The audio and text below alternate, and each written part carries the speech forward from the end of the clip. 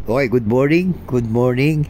Okay, bago tayo magsimula po, shout out muna tayo kay si Metal Slavor, okay? Thank you sa pag-visit mo sa channel ko, okay? So, ang topic natin ngayon is itong shock absorber, actually mono shock to, no? Yung quality niya, sana huwag kayo maka-encounter ng ganitong product kasi mahinang klase. So, papansin nyo, ayan, may thread yan ng adjuster eh. Ngayon, aluminum siya. Yun ang problema niya, aluminum. So, papansin nyo, putok na eh. Ay, may lamat na. Papansin nyo, may lamat, diba? So, mahinang klase itong shock na to. So, kung maka-encounter kayo yung ganyan, tatanungin nyo yung seller, okay? O yung pagbibili nyo, kung ano yung material siya o sisaya sa atin nyo. Pero madali nyo malaman eh. Yung adjuster niya sa baba, yan. Dapat yan, bakal. Aluminum din siya, okay? Madali siyang i-adjust, iniikot lang yan eh. Ang problema, aluminum. At napakanipis ng thread, papasin nyo. Ayan, manipis, diba? Meron naman bakal yan. So, ayan, so, titignan nyo maigi para hindi kayo madali ng ganito, okay? So, mamaya, ipapakita ko sa inyo yung ipapalit kong shock. Yung adjuster niya maganda, bakal siya. So, at saka medyo makapal. So, ito may bibigyan natin na close-up pati yan. Yung lamat niya, makikita nyo, yung thread, bibigyan natin ng maganda close-up yan para makita nyo yung diferensya niyan. So, sana huwag kayo maka-encounter ng ganito. Ayan, diba? Supposed to be bakal yan eh. Kung bakal yan, maganda yan.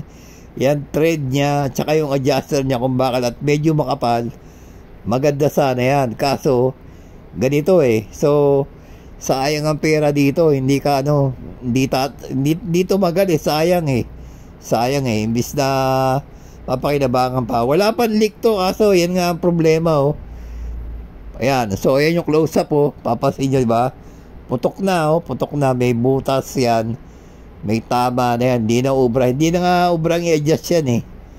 Ganyan lang siya. So, ito ipapalit ko. Okay? So, ito. Papasin nyo. Maganda to. Magandang shock na to. Actually, 290 yan. Parehas lang ang sukat niya. So, ayan yung adjuster niya. Wala siyang thread. Ayan makapal yan. Ayan diba? Makapal, saka bakal siya. Yan ang maganda dyan. Wala yan thread. Iniikot niya para yung tension niya mag-increase yung tension niya. Ayan yung starter niya Okay, so bakal yan. Bakal, parang pag inikot mo siya, parang may step siya. Ayan makapal, di ba? Bakal pati. So, ito yung choice ko. Ito yung masasuggest ko sa inyo kung bibili kayong shock, yung adjuster, ganito, maganda, bakal. Okay, mas tumatagal yan. Hindi ka lugi dyan. So, ayan yan, di ba? At saka, yung coil niya, yung spring niya, mas maraming ikot eh. So, maganda itong shock na to. So, yan, may sasuggest ko sa inyo kung gagamit kayo shock. Ganyan, maganda yan. Kaysa dun sa ina-adjust na kaso aluminum naman, di ba?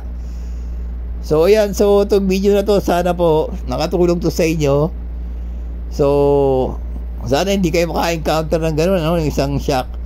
So, sana po, paki-like, paki-share, paki-subscribe po. And salamat po sa pagnood and God bless po.